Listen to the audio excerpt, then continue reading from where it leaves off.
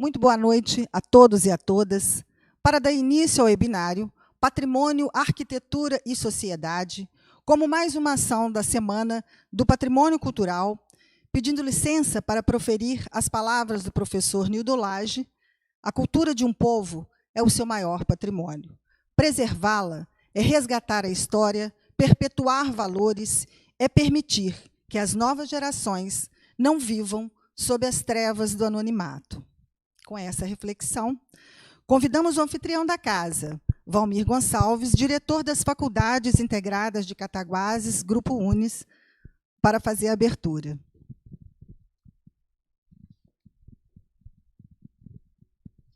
Olá, boa noite a todos. É uma alegria poder receber este evento que compõe a Semana do Patrimônio Cultural de Cataguases.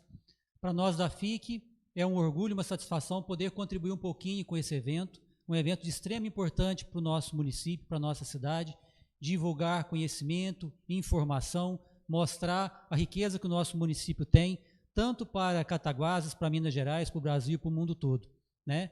Nós, enquanto instituição de ensino, participamos sempre que possível, né, e sempre estamos disponíveis a poder contribuir um pouquinho com essa missão de levar conhecimento, principalmente para a nossa comunidade local, para poder fortalecer a identidade do município, para poder divulgar a nossa história e poder fazer um futuro melhor e divulgar a riqueza que Cataguases tem. Então é uma alegria e um prazer trabalhar com a Secretaria da Cultura, com o Departamento do Patrimônio Histórico de Cataguases, e eu espero que todos tenham uma boa noite.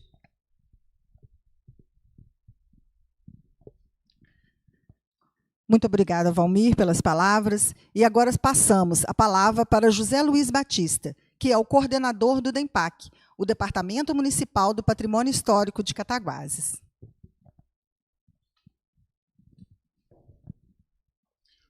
Boa noite a todos. Nós gostaríamos de antecipadamente agradecer a parceria com a FIC, que está conosco nessa Semana do Patrimônio, e também de vocês que estão nos assistindo. Cataguases e outras cidades de Minas estão comemorando a Semana do Patrimônio e faremos algumas indagações aqui hoje com relação a essa questão. Anos atrás, nós fizemos um documentário sobre Cataguases e que eu gostaria de iniciar com uma reflexão. Quando é que inicia a história de uma cidade? Essa é uma boa pergunta que tem boas respostas. E também, o que preservar e de quem é a responsabilidade de preservar essa história? Essa é uma pergunta que possibilita boas desculpas. Então, com esse seminário, com esse webinário, nós iremos levantar essa questão com o patrimônio, a arquitetura e a sociedade. Uma boa noite a todos.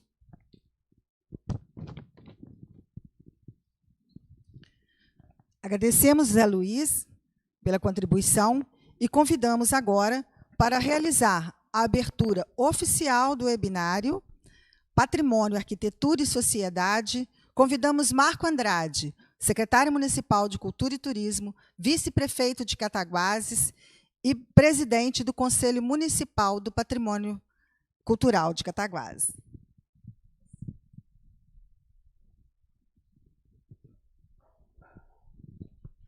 Boa noite a todas e a todos.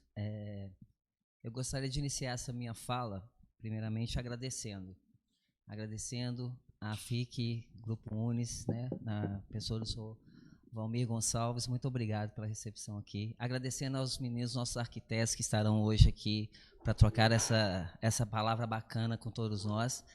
Agradecer ao pessoal, nossa equipe do DEMPAC, né, a Virgínia, o Zé Luiz e a Sandrinha, que trabalham arduamente para a preservação do patrimônio cultural da nossa cidade. Agradecendo ao nosso jornalista também, Juliano Café, que está sempre junto com a gente, que faz parte da nossa equipe da secretaria. E falar de uma semana, comemorar uma semana inteira do patrimônio cultural, antes de tudo, um ato de muita coragem e de muita honra para a gente. Coragem porque a gente não pode fechar os olhos diante do que está acontecendo no mundo exatamente nessa semana. Nós falarmos do patrimônio cultural, e patrimônio significa preservar o patrimônio, significa preservar a identidade, preservar a memória de um povo. E a gente tem notícias de povos, de pessoas que estão deixando seus lares, deixando os lugares onde tem as suas histórias e ficando desabrigados de história, desabrigados de patrimônio, desabrigados de pertencimento. E a gente não pode fechar os olhos quanto a isso.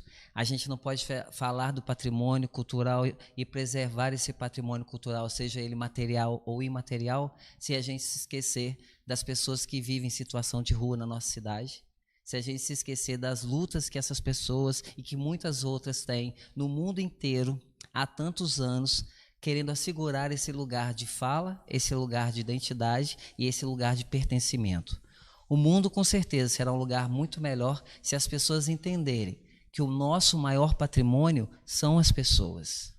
E esse patrimônio não tem preço. Se a gente perceber que o patrimônio é nosso maior tesouro e as cidades, elas só existem, elas só foram criadas e foram edificadas porque existem pessoas para viverem nelas, pessoas para construir essas próprias cidades, pessoas para poder amar essas cidades. Uma cidade é um organismo vivo, que se transforma desde o início da história da humanidade, nos primeiros assentamentos, lá nas cavernas e depois buscando a agricultura, através da agricultura, o sedentarismo, né? Me perdoe, eu fiquei emocionado aqui, acabei me atrapalhando um pouquinho, mas faz parte, né? Aqui é uma conversa. Mas a importância que é dessa história do homem e da mulher, né? Essa história da humanidade diante disso tudo que a gente chama de patrimônio. É de suma importância a preservação desse patrimônio que é material e imaterial, é de suma importância que todo o poder público, toda a administração volte o seu olhar para que a cidade tenha de melhor, para que a gente possa viver num país melhor, para que a gente possa viver num mundo melhor e que a gente possa ter histórias para contar. Quando se preserva um patrimônio, está preservando a história.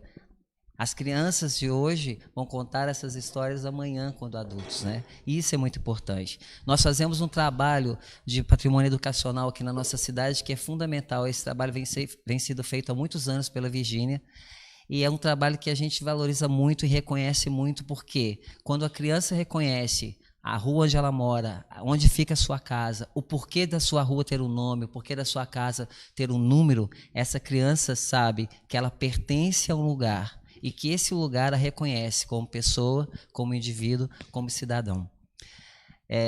Eu queria desejar a todos vocês um ótimo webinário, que os meninos tenham a sorte, que todos os deuses da fala possam iluminá-los para que a gente possa ter uma troca realmente, né, prazerosa. E, mais uma vez, agradecer essa oportunidade de estar aqui e convidá-los também. Amanhã nós teremos a segunda parte do nosso webinário. E, em nome do prefeito José Henriques, queria convidar todos vocês também para a exposição que nós vamos ter do senhor Zico Justino, na sexta-feira, às 10 horas, na Chácara Dona Catarina, e às 16 horas, no Centro Cultural Evanil, uma exposição sobre o olhar sobre o patrimônio, que são todos os artistas de Cataguases que retratam em suas obras a nossa cidade. Muito obrigado e boa noite. Nós que agradecemos a oportunidade também de estarmos aqui. E agora nós vamos fazer o convite às pessoas que estarão diretamente ligadas para debater patrimônio, arquitetura e sociedade. Nós convidamos o jornalista e o historiador responsável pela mediação desse webinário, Juliano Carvalho. Prazer, Juliano. Convidamos Guilherme Ragone, arquiteto urbanista. Muito obrigada, boa noite, Guilherme. E convidamos Felipe Quaresma, professor, arquiteto, urbanista, também para compor. Antes deles iniciarem, nós só vamos fechar que dia 16 de agosto é o Dia Municipal de Preservação do Patrimônio Histórico e Cultural, que foi instituído através de uma lei, da Lei 3.912 de 2011. E dia 17 de agosto é o Dia Nacional do Patrimônio Cultural, instituído através da Lei 378 de 1937, em homenagem ao nascimento do historiador e jornalista Rodrigo de Melo Franco, responsável pela criação do IPHAN. Tá? E com vocês, então, agora a gente deixa a mesa de debate. Muito sucesso para todos. Obrigado, Virgínia. Bom, boa noite aos internautas. Os nossos anfitriões já colocaram aí questões importantes, né? Não vamos passar, vamos direto para o assunto, falar de arquitetura, sociedade e patrimônio.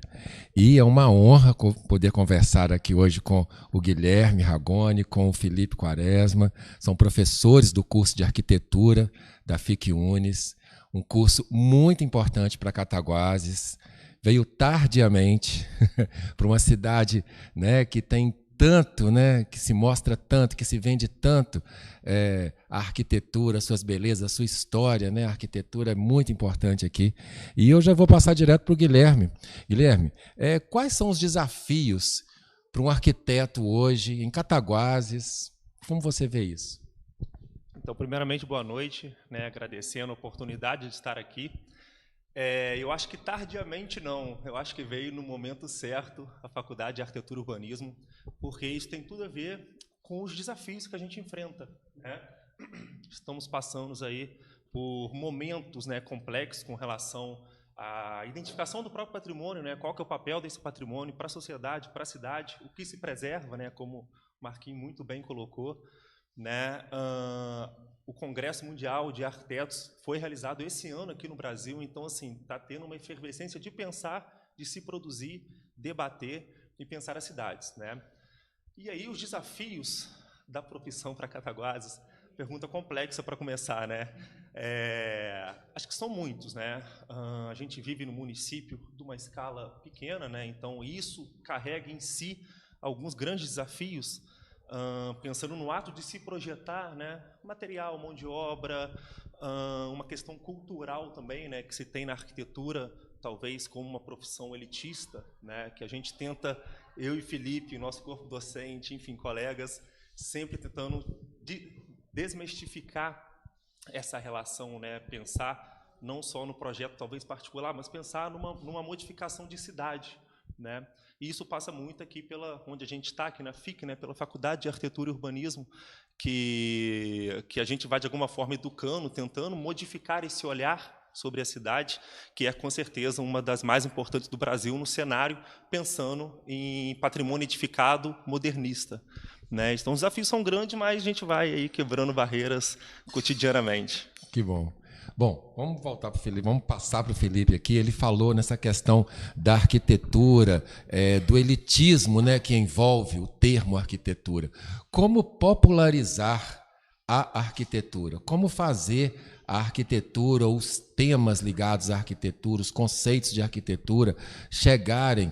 Vou dar o exemplo aqui de Cataguases, né? Nós temos um sítio arquitetônico muito bacana, reconhecidamente Brasil afora.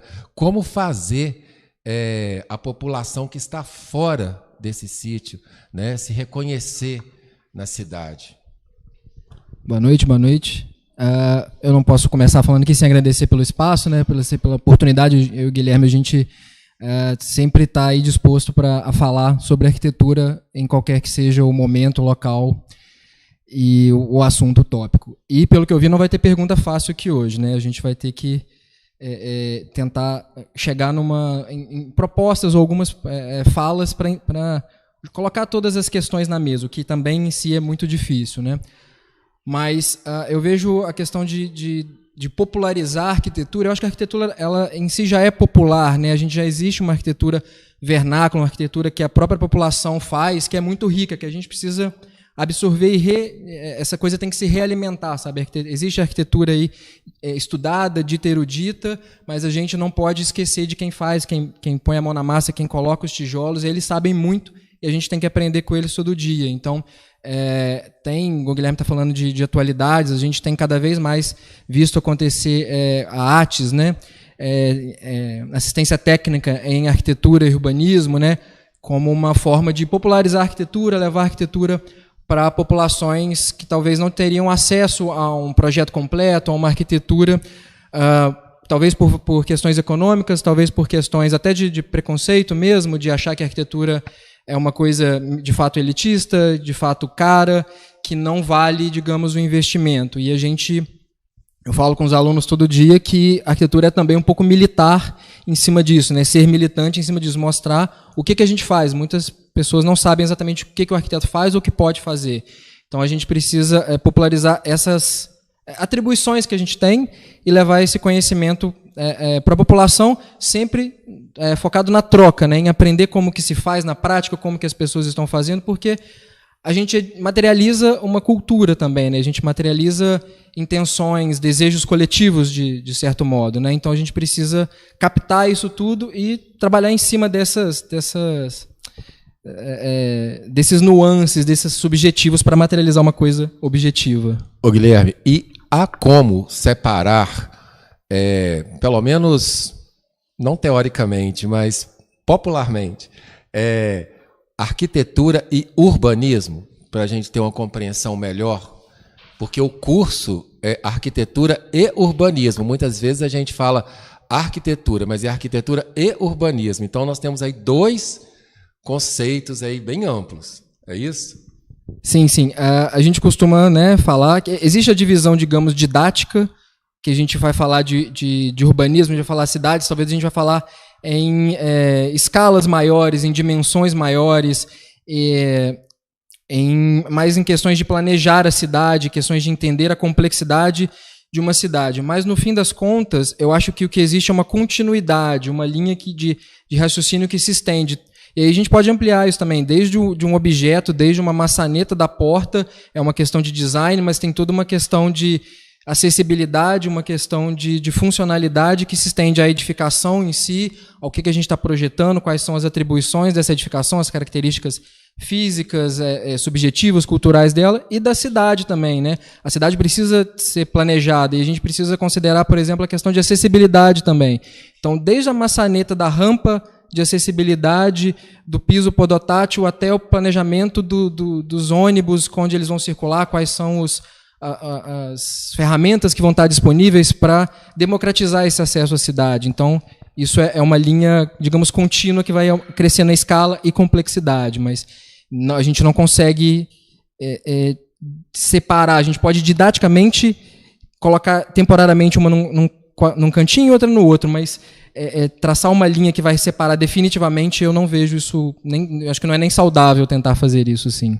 Vou só complementar aqui a fala do Felipe, que ele falou algo interessante, que a arquitetura é popular. A gênese da arquitetura é completamente popular, porque desde que o homem sai da caverna e começa a construir algo para habitar, né, se quer algo mais popular do que isso, né, do que as pessoas possuem ou deveriam possuir, né, uma habitação, né, então eu acho que é com certeza, talvez, das manifestações humanas a mais popular. E aí a arquitetura e o urbanismo é impossível dissociar. Uma residência, um comércio, qualquer coisa que seja, não possui um véu escondendo ele da cidade, né? Então a relação é total, a troca é total, né? Pensar em arquitetura é pensar em urbanismo, porque a gente tem planejamento urbano, a gente tem toda uma legislação, né, que rege como a cidade vai crescer, como a arquitetura vai ser feita, né? E aí isso é muito curioso, porque andando pela cidade, Cataguases, eu acho um ótimo exemplo para isso, porque a gente tem arquiteturas de tempos distintos, e a gente consegue ver claramente qual que era a legislação da época de construção. Quando a gente vê uma casa colada na rua, ou uma casa com afastamento e jardim, ou um edifício com 4 andares no centro e um com 6 fora do centro, né? Isso não é à toa segundo a vontade do arquiteto ou da arquiteta, né? Tem toda uma arquitetura e um urbanismo por trás para reger o crescimento, a produção da cidade em si, né? Guilherme, você citou aí, né? A gente falou sobre a questão do poder público, né? Como que entra, o que se esperar do poder público para as questões da arquitetura? Agora, pensando aqui em Cataguases, como o poder público pode atuar junto aí às demandas da arquitetura? Não, a atuação é total, né? A gente tem aqui, né, até o Marquinho junto com a gente. Essa atuação ela é conjunta, ela é inerente uma coisa da outra. Por quê? A gente tem uma série de leis que regem a nossa produção, né? Eu vou citar algumas muito brevemente, como Lei de Uso e Ocupação do Solo. Isso define o quê, por exemplo? Eu posso ocupar 100% do meu terreno ou tenho que deixar uma área permeável? né? Isso afeta a vida de todo mundo, né? A gente andando por Cataguases, a gente vê que a rua é arborizada e muitas vezes as habitações não são, né? E não são por quê? Porque existe uma legislação por trás. A gente tem o plano diretor participativo, que é uma ferramenta fundamental, porque ela presume a participação popular nas decisões. O plano diretor é o quê? É um documento que ele rege, digamos que a vocação, as problemáticas, o crescimento da cidade, a forma que essa cidade vai crescer, para onde vai crescer, como, né, ligado à questão de comércio, habitação, bens e serviços, né? Então, o papel do Estado, com o papel da produção arquitetônica, deve ser participativo, né? Nunca verticalizado, porque quem detém muito, entre aspas, essa minha fala, né, o conhecimento técnico do assunto, é quem ficou 5 anos, de alguma maneira, estudando, ou quem tem uma vida dedicada à produção da arquitetura e do urbanismo, né? Então, o papel do Estado é total nas decisões e na qualidade ambiental da cidade, né, na sua forma de crescimento e nos seus espaços que são criados ou retirados da cidade. A gente precisa falar mais de arquitetura nos veículos de comunicação, nas escolas, falar mais abertamente, como esse papo que a gente está tendo aqui. Nossa, total. Por mim, todo dia a gente fazia algo como está fazendo aqui, né? Porque existe ainda um desconhecimento muito grande da nossa profissão. Ainda é muito ligado, vou fazer arquitetura, eu preciso desenhar bem. A gente estava conversando, eu, o professor Felipe, agora há pouco, e a gente vai projetar, a gente vai fazer mobiliários, vai fazer, enfim, residências e por aí vai. É muito mais do que isso, é muito mais uma militância, como o professor Felipe colocou, né, de que pensar em arquitetura é pensar em qualidade de vida das pessoas, né? Todo mundo, né, enfim, a gente dorme num quarto, a gente assiste TV numa sala, a gente, enfim, faz comida numa cozinha, a gente vive arquiteturas o nosso dia inteiro, a gente está dentro de uma arquitetura agora, né? Então a gente tem que um pouco desmistificar isso, que a profissão é apenas para o projeto. É pensar a cidade, debater a cidade, né, e levar para a população que não tem acesso a essa informação, né, como que isso pode melhorar a vida delas. Bom, voltar aqui para o Guilherme. Desculpa, Felipe. Felipe, a gente falou aqui do poder público, agora eu queria ouvir um pouquinho, a gente quer ouvir um pouquinho sobre o poder privado, né? Sobre as empresas que hoje são tão participativas aí na sociedade. Qual a contrapartida, como trabalhar essa questão de empresa, sociedade, arquitetura, apoio à arquitetura, reconhecimento? Eu acho que a gente tem nessa pergunta, assim, muitos vieses também, sabe?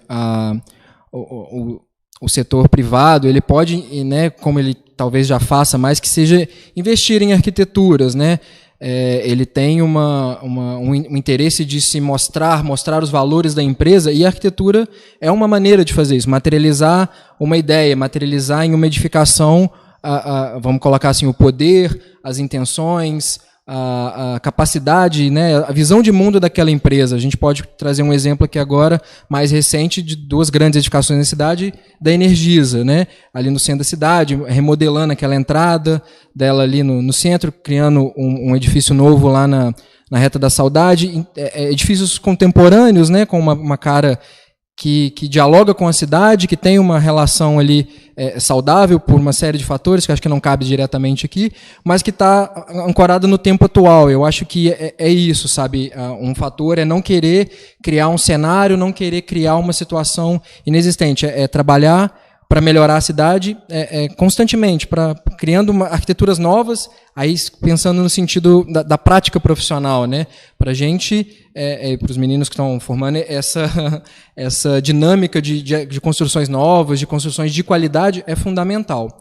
E outra é o que a gente está falando aqui, que é do patrimônio, que é de prestar atenção no patrimônio, sabe? Prestar atenção passa pela legislação também, que agora nós temos no centro da cidade regras para cumprir contra os letreiros, aos engenhos de publicidade, né? De encarar isso como uma qualidade ambiental, de que eu não preciso ter o maior letreiro da cidade, não é por isso que eu vou vender mais. Talvez seja justamente o contrário, sabe?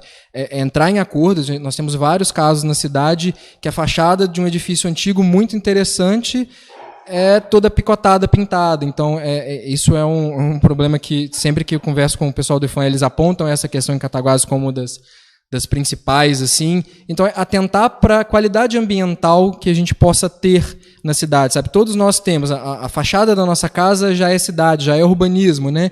Então, as fachadas das nossas lojas, as edificações, né? Em geral, acho que elas podem ser um retrato mais fiel de intenções mesmo coletivas para a cidade, sabe? De buscar uma qualidade ambiental que começa pela fachada, mas não se limita a ela de modo algum. Você falou uma coisa muito interessante, que é essa questão das fachadas picotadas, né? E quem conhece um pouquinho, quem lê um pouquinho, assim, entra no mundo da arquitetura, percebe isso.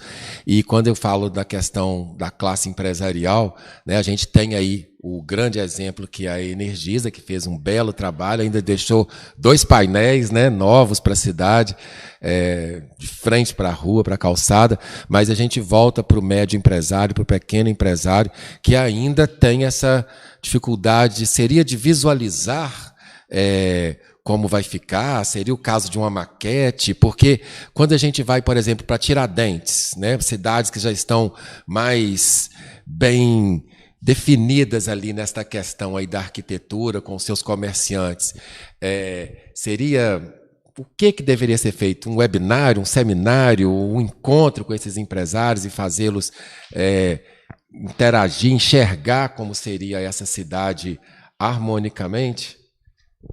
É uma possibilidade, sim, existe essa viabilidade. O caso de Tiradentes, essas cidades históricas, é um caso que talvez seja um paradoxo. É mais fácil e é mais difícil entender essas cidades. Como o Guilherme já mencionou, nós temos coexistência de diversos períodos visíveis nas edificações, né? Essas cidades são mais homogêneas, são mais regradas, talvez, no seu centro ali de como agir. Qualquer coisa que saia daquele aspecto é visível. Em Cataguases, por exemplo, não. Você tem uma arquitetura moderna, uma eclética, sabe, e alternando assim, e é comum, é usual, isso não é um problema, isso é uma vantagem até, vamos colocar assim, da nossa cidade, é uma característica, a gente tem que assumir isso e trabalhar em cima disso. Então, eu acho que fazer essa proposta é aceitar essa diversidade e construir em cima dela. Dá para fazer muita coisa com isso, mas precisa haver uma unidade, de um certo modo, sabe, uma leitura de que a cidade, no mínimo, se interessa por ela própria, pela sua própria história. Tem cuidado para com isso. Então, é possível fazer isso, mas como é que eu vou falar? Se limitar à fachada também é pouco, sabe? Eu acho que a gente pode pensar nos espaços públicos, na qualidade desses espaços. A gente tem um centro muito arborizado, como o Guilherme também já falou, a gente fica se repetindo, se complementando, não tem jeito. Então, tratar dessa qualidade visual e também ambiental, sabe? Dá para complementar. Então, por exemplo, chamar os empresários para conversar em cima disso e apresentar propostas ou entender o que seria viável, o que eles têm interesse, o que eles acham que aumentaria, por exemplo, as vendas, o comércio, o que manteria as pessoas na rua. No outro momento, né? Talvez agora seja complicado a gente ainda pensar nisso, mas tem vários caminhos e tem várias cidades que fazem coisas parecidas. Então, a gente tem oportunidade para fazer isso, tem como eu falei, uma característica própria que nos, vou colocar assim, facilita essa abertura, essa diversidade. Então, a gente consegue fazer muita coisa, só que eu acho que o principal que você falou é isso, né? Colocar como diálogo. Tem que ter diálogo entre os diversos interessados, né, no assunto. Posso só dar um exemplo aqui, complementando a fala do Felipe? Que a gente estava falando do setor privado e de patrimônio, né? A gente ficou talvez muito focado na questão da fachada, que é aquilo que primeiro a gente vê, né? E esse debate é inerente. Toda vez que a gente vai falar de arquitetura, essa pauta ela está sempre em mesa, porque é uma pauta realmente polêmica, né? Mas vamos pensar um pouco no interior da arquitetura, né? Como que o setor privado pode, de alguma forma, trazer algo para essa arquitetura tombada e que até então talvez ela ficaria fechada, ou enfim, outras questões, né? A própria Cicobi é um exemplo super interessante com a Casa da Nanzita, tombamento federal pelo IFAM, a casa do Francisco Bolonha, para mim, é das mais interessantes, se eu for elencar das de Cataguases, né?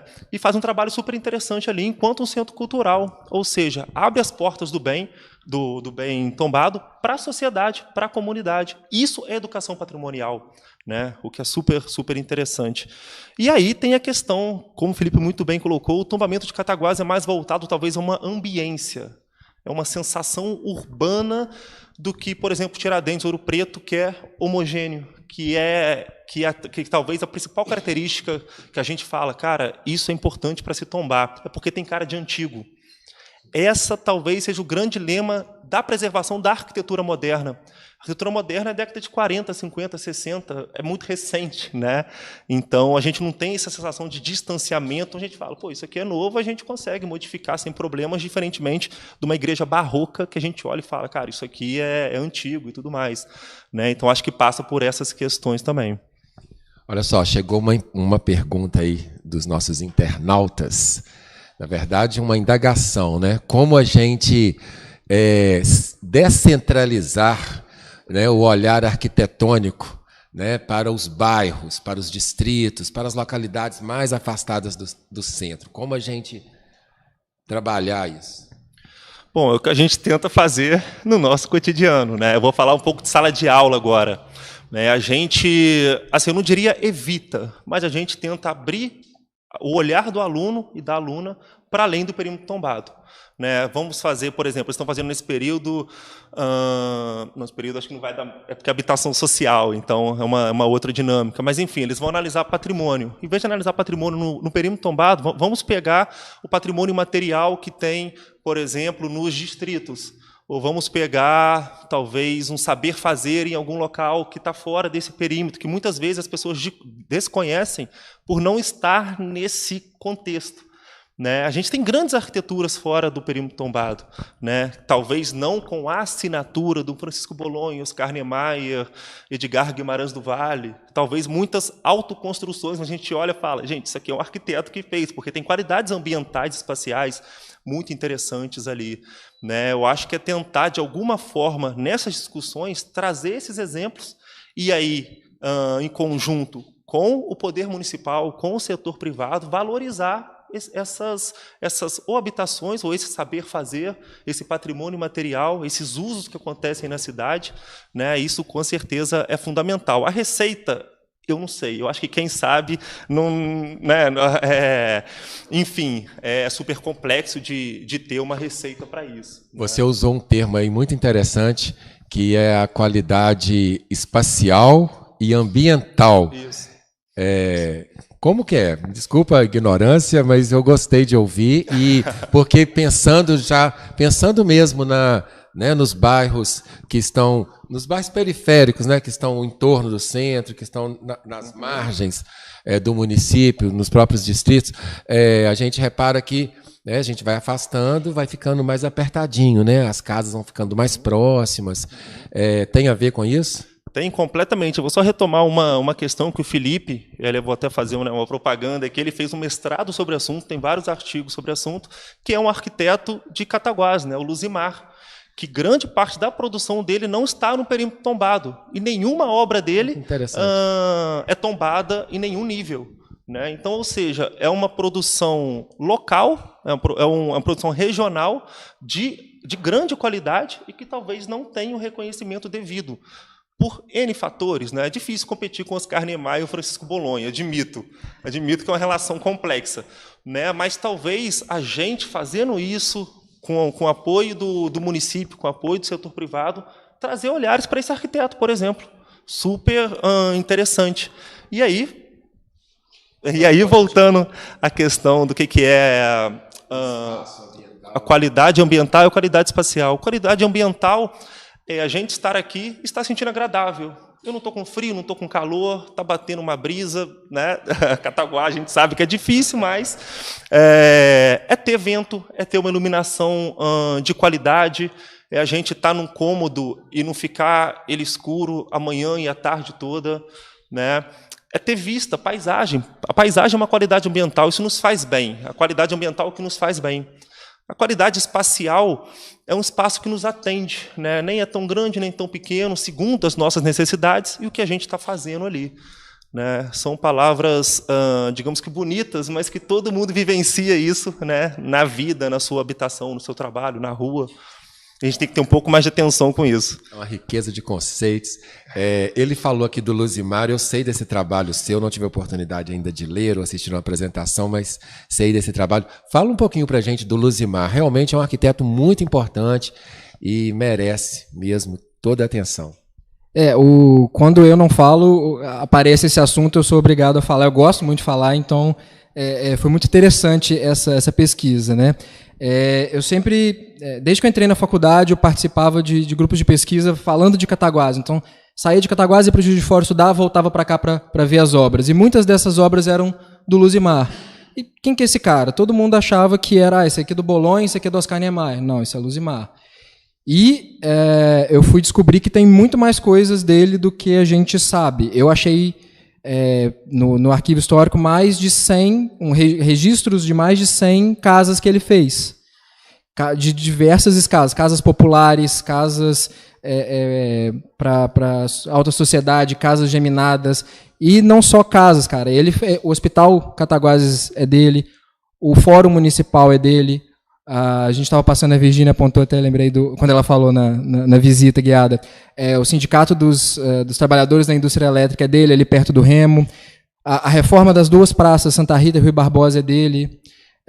Tem uma série de edificações também. Então, é um cara que está aí, esteve aí, produziu muita coisa, praticamente só produziu aqui. Ele nasceu, o nome dele é Luzimar Natalino Cerqueira de Góes Teles. Natalino porque ele nasceu no dia 25 de dezembro, nordestino, nasceu em Fortaleza, no Ceará, foi para o Rio, estudou lá, veio para Cataguases como funcionário do Banco do Brasil e começou a trabalhar na construção civil. Antes de ser arquiteto, ele já construía. Então, ele fez diversas obras antes de se formar, enquanto estava na faculdade, e a maioria das grandes obras dele são nesse período inicial, assim, que coincide um pouco com o período que o modernismo ainda era, digamos assim, hegemônico, antes de Brasília, talvez, até 1960. Mas ele conseguiu produzir arquitetura em Cataguases, mudando o estilo, se adaptando, fazendo algumas correções, se libertando um pouco do estilo, até a última casa que eu achei dele foi em 1986. Então, é uma produção muito ampla em tempo, em diversidade de programas, em localização. O Guilherme falou, ele tem muitas casas no centro, tem muitas casas fora, coisas perdidas por aí que a gente nem achou ainda. E tem muita coisa a ser estudada sobre ele ainda, sabe, ser falada. Interessante. Ele prolongou, né, essa história da arquitetura, então. É isso? Sim, sim. Ele começou... A primeira casa que eu encontrei dele é de 1950. Eu não sei onde é, se ainda está de pé. É uma casinha muito simples, muito pequena. Está até no Instagram do prédio de Cataguases, lá a ficha número 1. Postei esses dias, se vocês derem uma olhada lá, vocês vão ver. E a próxima deles, de 52, já é do Altamiro Peixoto, ali na Avenida. Já é um salto muito grande. Então, eu não tenho informação de como é que se deu esse salto, mas ainda foi antes dele entrar na faculdade. Ele fez faculdade na mesma escola que esses arquitetos que a gente falou aqui, na Faculdade Nacional de Arquitetura, no Rio. E voltava para o Rio fazendo, trabalhando no banco ainda. Não sei como que ele conseguiu fazer isso tudo, mas os registros são que ele fez, se formou, se graduou.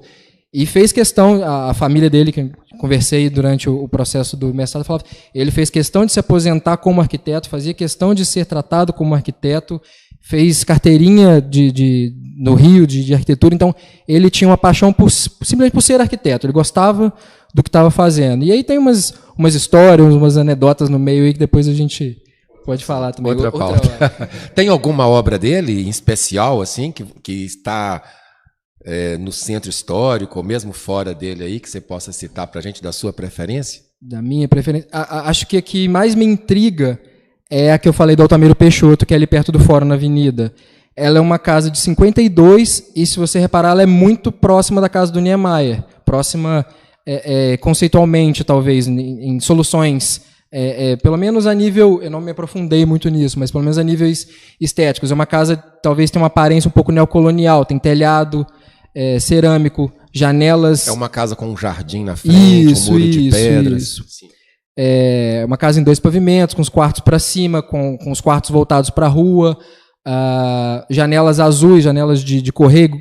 Ela tem uma proximidade muito grande. E me intriga porque é um salto de maturidade na produção dele, é uma não é neocolonial, mas ela não é aquele modernismo puro como a gente vê em outras obras, como onde hoje é o Japatemac, por exemplo, ali naquela casa da esquina aqui da Praça Santa Rita, que é uma casa do Luzimar, que foi ampliada pelo Flávio Almada, inclusive, que é um outro arquiteto que a gente precisa, que atuou aqui, tem umas casas muito interessantes que a gente precisa conhecer mais também. Não é daqui, ele é de Dona Eusébio Astolfo Dutra, confesso que eu não... Dona Eusébio Astolfo Dutra. Astolfo Dutra, sim.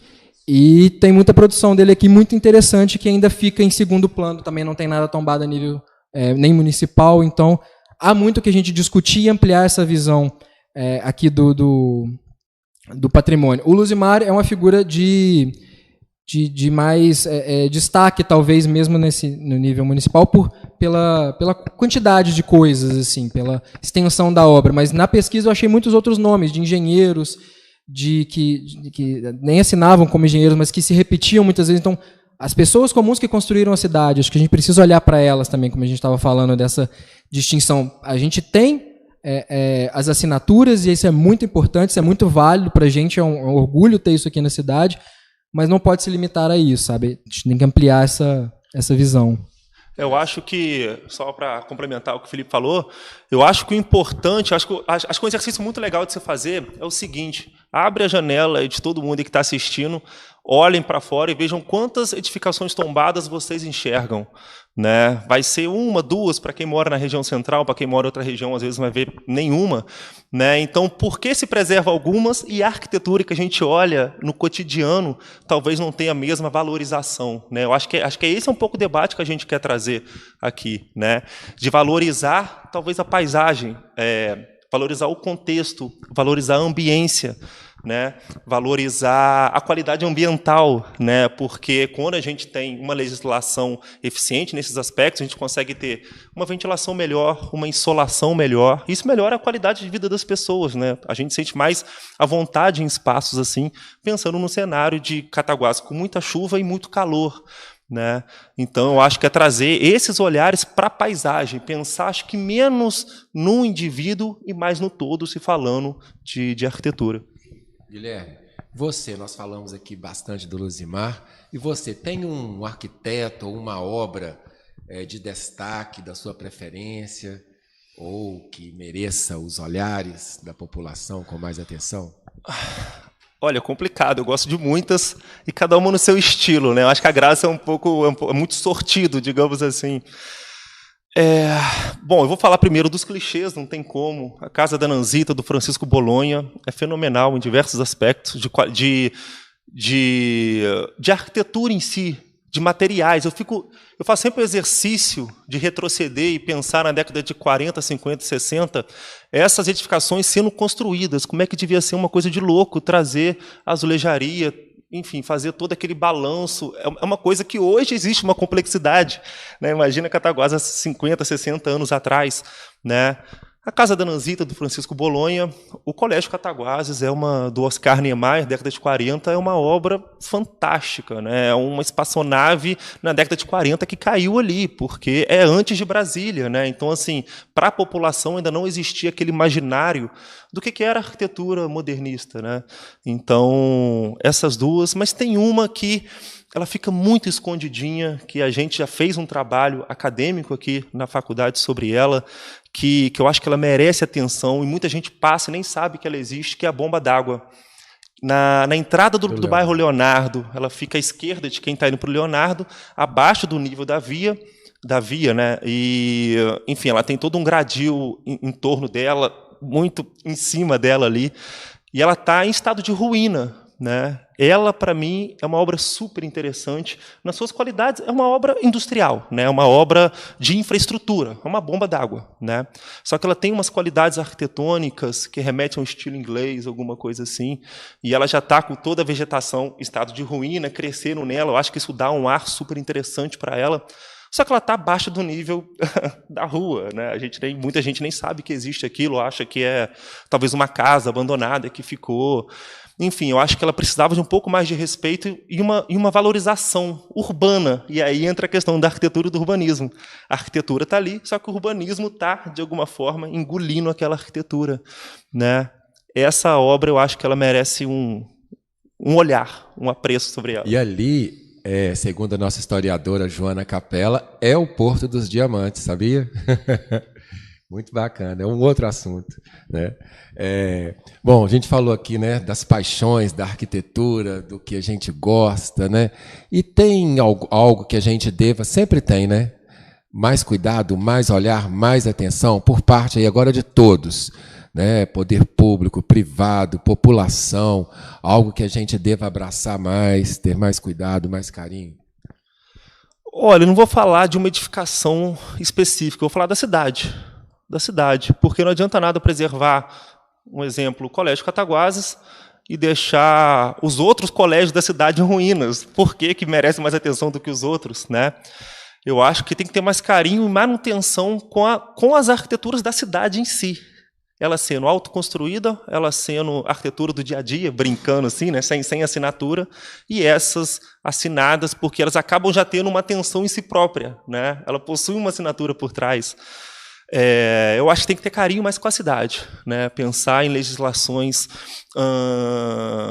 que sejam comprometidas com a necessidade real da população, né? Eu acho que tem que ter uma relação mais amigável com o IPHAN. Isso eu estou falando talvez mais no imaginário popular, digamos assim, né? O IPHAN não é o inimigo de ninguém aqui, muito pelo contrário, né? Se não fosse o IPHAN, Cataguases não seria o que é. Com certeza, é só pegar as cidades que a gente tem de porte semelhante no nosso entorno e como é a qualidade ambiental dessas cidades. Gente, a Avenida Astolfo Dutra e Humberto Mauro, a Astolfo Dutra principalmente, eu acho maravilhoso andar por ela, né? O calçamento, a arborização de oitis, de figueiras, é muito interessante, né? Isso só existe porque existe o IPHAN, né? Lógico, tem outros fatores, mas o IPHAN por trás, né? Então, carinho com a cidade e a gente talvez trabalhar mais de forma participativa e cooperativa entre o poder do município, a educação, a faculdade de arquitetura é fundamental nesse papel, o setor privado, é claro, né, onde estão a maioria dos empregos, comércio, por aí vai, né, e a sociedade como um todo. Olha, vamos voltar aqui para o Guilherme. Guilherme, voltando, né, fechando, nós já estamos caminhando para o final aqui, mas fechando essa questão aí da popularização, né, vamos voltar, vamos sair do centro novamente. Ele citou aqui a bomba d'água, que está fora da poligonal, né, você citou as obras do Luzimar, outras que eu nem sabia que existiam, obras de menor porte, né, espalhados pela cidade.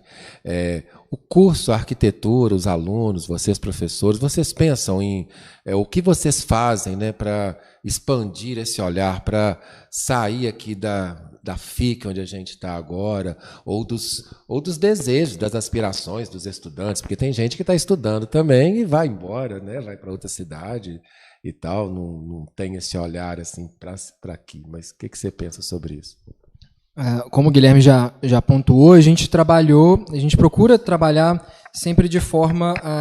o curso de arquitetura, ele nunca vai te dar a receita de bolo. Olha, você tem que fazer isso, depois isso, exatamente para você ter uma qualidade espacial, uma qualidade ambiental, como ele falou. A gente tem métodos, tem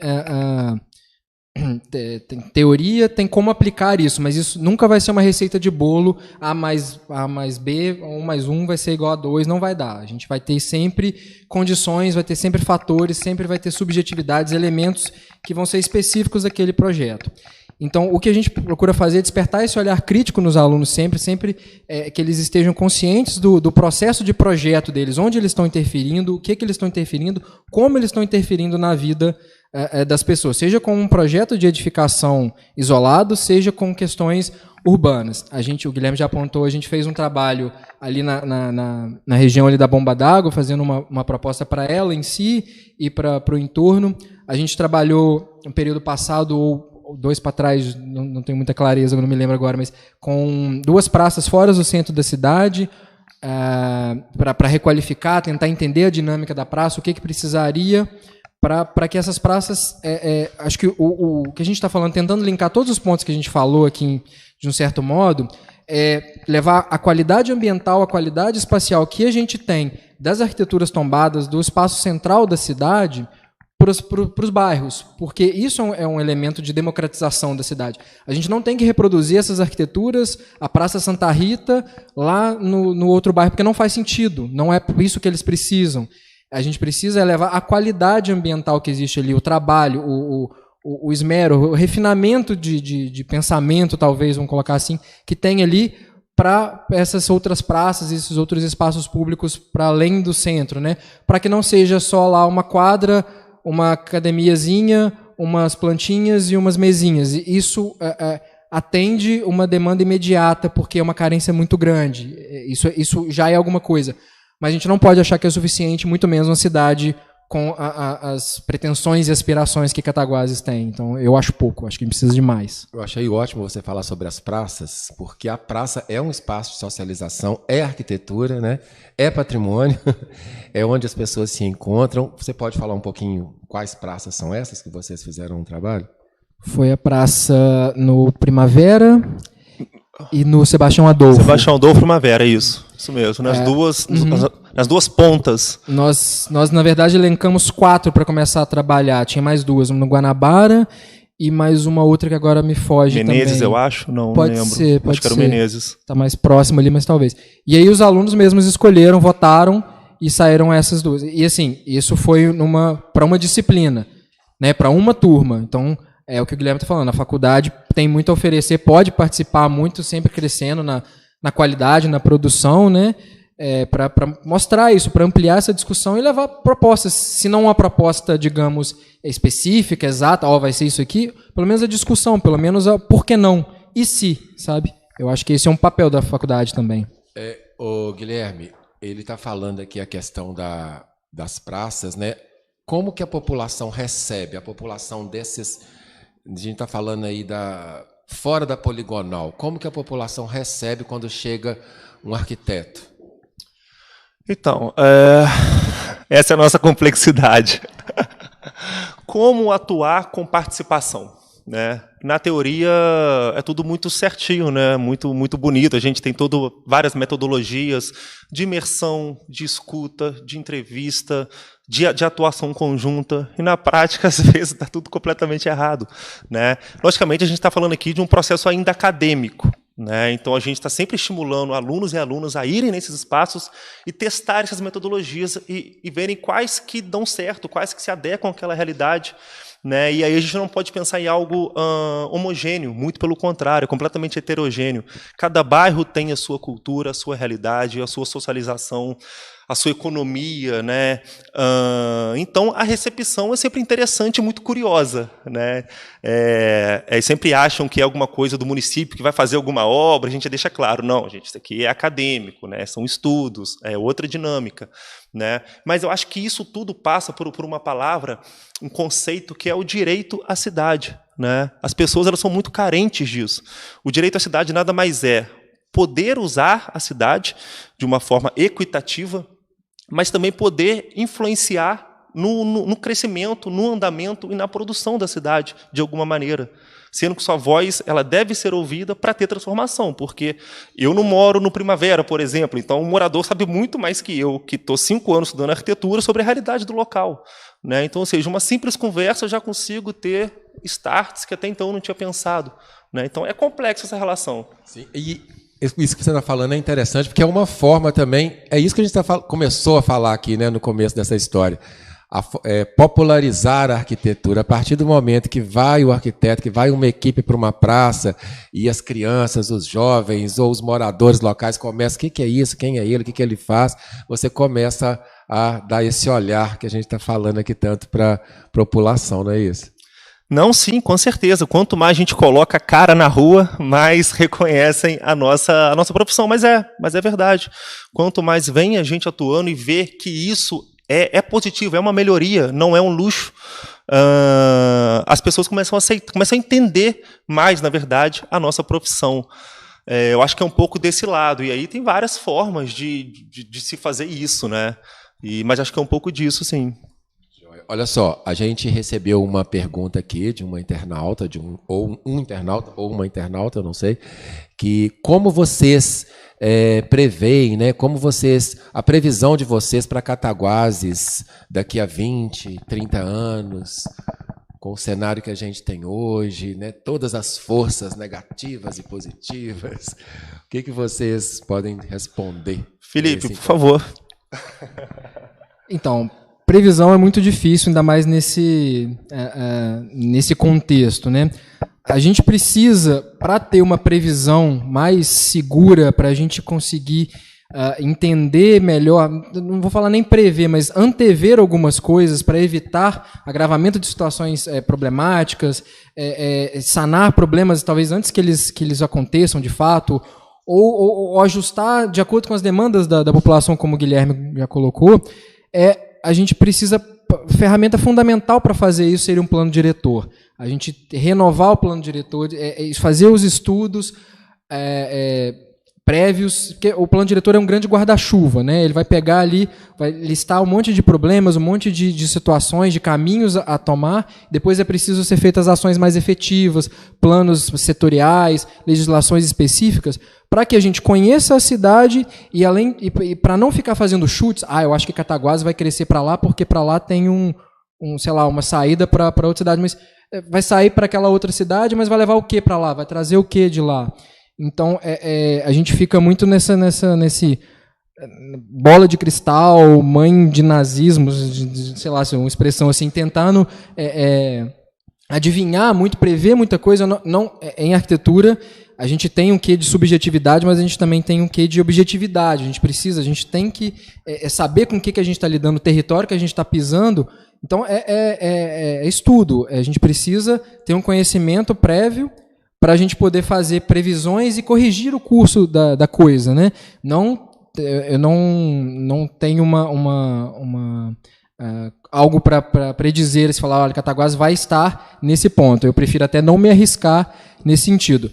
Se a gente fosse colocar, eu gostaria que Cataguases estivesse com mais arquitetura atual, mais arquitetura contemporânea, para a gente parar de achar que o patrimônio é o que rege, é o que controla a cidade, sabe? É o que ingessa a cidade. Não, a gente tem muita oportunidade e a gente precisa, né, incentivar isso dos nossos alunos, futuros arquitetos aqui, quem já está atuando na cidade, quem virá, enfim, a gente precisa fazer como a vanguarda já fez, que é olhar para frente.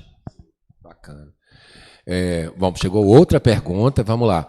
Como adequar o mobiliário urbano diante dos diversos estilos arquitetônicos de Cataguases? Gente, eu não estou fugindo das perguntas, não, tá? Eu estou passando para o Felipe porque, por exemplo, falar de mobiliário é falar de acessibilidade. Sim. Acessibilidade universal, né? Andar em Cataguases é difícil, né? Atravessar uma rua que seja deficiência auditiva, visual, psicomotor, enfim, é complicado. E aí, o professor Felipe está ministrando nesse período de acessibilidade universal. Então, acho que, por favor, depois eu vou complementando a sua fala, mas, por favor. Eu ia falar isso complementando mesmo, mas é o seguinte, esse talvez seja o principal, e eu estou me debruçando muito nesse assunto agora, e estou vendo o quanto que foi falho, digamos, a minha formação, não passou por isso. Isso é crescente, nessas discussões, essa participação, esse protagonismo coletivo, vamos colocar assim, essa possibilidade, né, de acesso e direito à cidade tem crescendo e não tem volta. Esse é o caminho que a gente precisa fazer. Então, talvez um primeiro critério para definir mobiliário urbano em Cataguases seja desenho universal, acessibilidade. E aí é o que a gente já está falando aqui, ouvir essas pessoas, quem tem dificuldade, quem tem menos meios de chegar aos determinados locais, não por meios próprios, mas porque o meio-fio impede, porque o ônibus não é adaptado, enfim, por uma série de questões.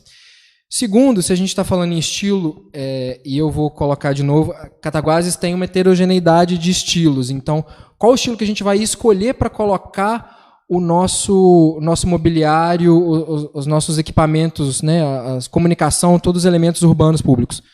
Nenhum, a gente vai usar um contemporâneo, vai usar um novo, porque marcar esse tempo. Cataguases não parou, a gente precisa continuar olhando. Então, se a gente vai fazer uma intervenção hoje, agora, a gente precisa fazer uma coisa do nosso tempo atual, que é necessariamente incluindo a acessibilidade e necessariamente olhando para materiais, técnicas e tudo que é atual, contemporâneo. Eu não vejo eu não sei qual que é exatamente, tá? Isso é para ser construído, mas eu particularmente não tenho dúvidas quanto a isso. Escolher um estilo antigo, acho que não. E uma outra coisa também da acessibilidade, existe uma norma NBR 9050.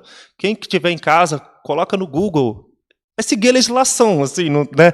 Logicamente, a legislação ela tem as suas questões, né? Ela deve ser seguida, mas deve ser contextualizada, claro, né? E aí a questão do patrimônio, como o Felipe muito bem colocou, a intervenção é nova, né? Isso, na verdade, eu não vou falar que é uma regra exatamente, né? Mas é uma condição de que qualquer intervenção em bem tombado deve mostrar a cara do tempo de hoje, né? Eu não tenho que falsear algo para parecer que é daquela época. Não, eu tenho que ter um cara de novo, né? A gente tem vários exemplos de locais que são de difícil acesso. O Hotel Cataguases, para quem quer ir no segundo, no terceiro andar, ou alguém carrega pela escada ou não consegue chegar, né?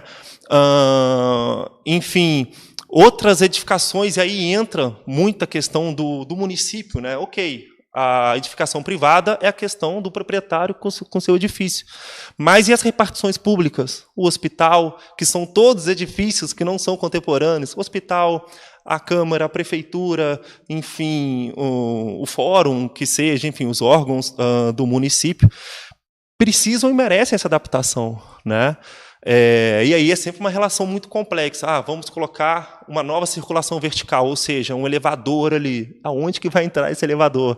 Vai ser uma caixa de vidro externa? Vai ser algo interno? Vai ter que furar a laje para passar, enfim, alguma plataforma, né? É um debate que se estende aí horas e horas, acho que ninguém vai chegar no consenso, né? Mas a acessibilidade universal é fundamental para uma cidade saudável, né? Com certeza. Bom, a gente já está caminhando para o final aqui. Eu gostaria de ouvir as palavras finais de vocês. Se tem algum assunto que a gente não abordou aqui que mereça ser abordado. Quem vai primeiro? Vamos. Bom, já que eu passei muitas perguntas para ele, vou começar. Bom, primeiramente, acho que agradecer a essa oportunidade, né? Agradecer à Secretaria de Cultura, ao nosso departamento, ao DEMPAC, nome aqui do Zé Luiz, do Marquinho, da Virgínia. Agradecer o Valmir, né, o atual diretor da Faculdade Integrada de Cataguases, na qual eu sou coordenador da Faculdade de Arquitetura e professor.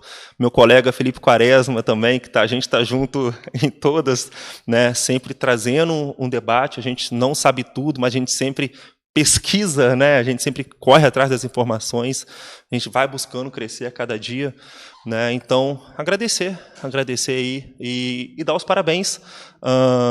Essa semana de patrimônio, que é fundamental, né? Espero que todo ano ela aconteça e cada vez com mais atividades, com mais participação popular e que a gente saia do centro tombado, né? Eu acho que esse é meu maior anseio e realmente para onde a coisa está em ebulição ali acontecendo.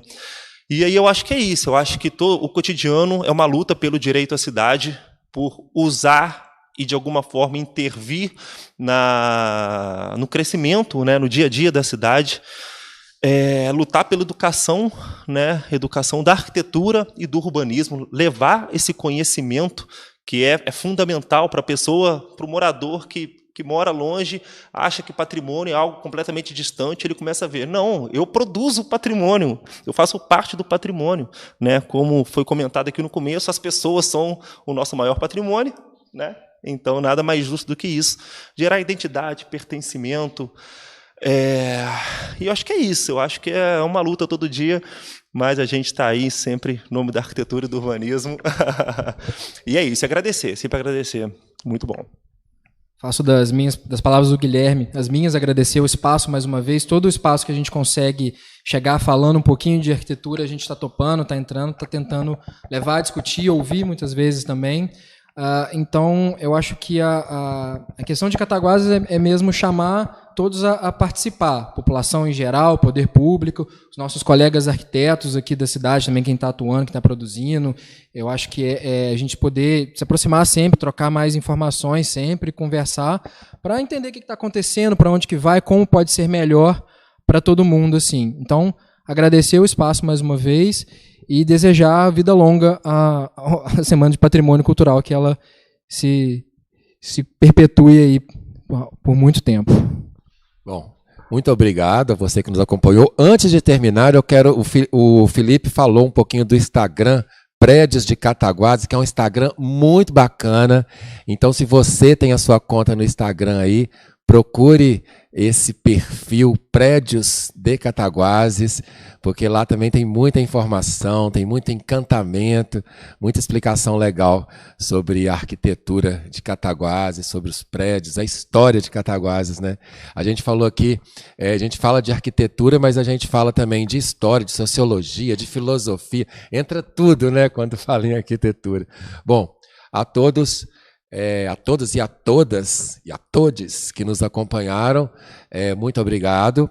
Amanhã a gente volta com um outro assunto, que é educação, mas vou deixar para a Virgínia fazer esse encerramento final.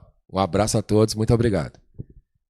Nossa, os comentários estão ótimos, viu? Parabéns, muito obrigada. Realmente foi um deleite, a gente ficaria aqui muito mais tempo ouvindo, acredito que os nossos internautas também. Eu só queria fechar aqui com uma frase do Corbusier, se vocês me permitam. Arquitetura é um estado de espírito e não uma profissão. E foi o que realmente vocês colocaram para nós, né? Eu acho que o Guilherme, Juliano e Felipe fizeram realmente, demonstraram aqui o que é arquitetura, que vai muito além da parte técnica. Então, nós agradecemos muito. E lembrando que amanhã, como o Juliano já adiantou, ele estará conosco novamente, mediando educação patrimonial, importância e resultados. Receberemos a Márcia, que também fará um trabalho bem bacana aqui conosco. Muito boa noite, muito obrigada a todos.